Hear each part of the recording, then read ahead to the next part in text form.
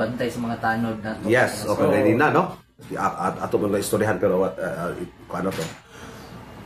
Ang kada eskwelahan, labi na, daplin sa dalan mo yung eskwelahan, no? Labi na ka ng daplin sa National Highway.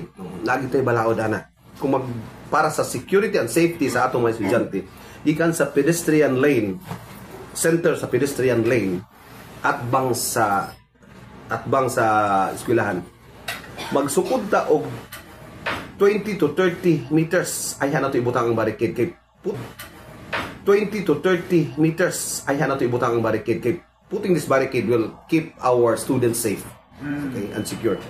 So ang balaod yun is 40 to 60 ang distance kada barricade. So from the center of the pedestrian naatay 20 to 30 buta na tug allowance. Pikas po 20 to 30, no? And that is during pagsulod sa mga bata o paggawas sa mga bata. So maybe 7 to 9 then kuhaon na po ng barricade para na po sa atong mga sakyanan, no?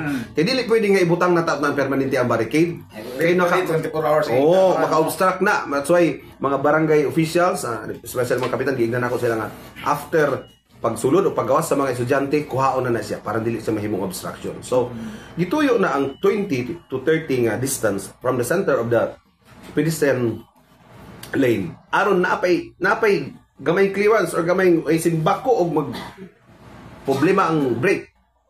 Nya kiduol nimo ang imong pedestrian usay na mga barricade nga tag 10 meters kadug lang, no? So simbako mo maapikhan nya naay mga bata naglakaw makabangga pa. So kinahanglan tag layo-layo aron kung maapikhan ang brake bako naapay distance nga 20 to 30 meters nga dili gid siya makaabot sa mga bata nga nag-cross, no? So again, barangay officials, no, labi na sa National Highway. Wa mo'y nakita diri sa Osamis. Ako nang sa National Highway lang nga inana nga after kanang pagsulod o paggawas or 7 to 8 then 11 to 1 ba na or ana kuhaon gina nila. Makakita gid mo ana nga free gid na labi na Sabado Domingo. Free ang atong dalan nga wala gyud obstruction. So gituyo na nga ang barangay pod mo coordinate sa kada eskwelahan, no? Kay aron pag-snack sa mga bipats, no? So mabantay mga bipats. Di lalim simbako, no? And kinahanglan nga ang ato pong mga bipats makasulob sila og kana bang vest nga kanang klaro sa layo pa, no?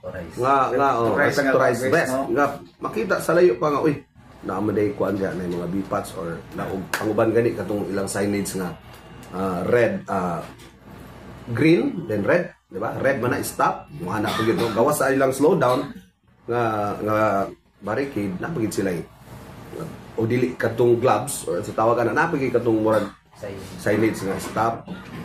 So i-respect nato ni mga motorist, no?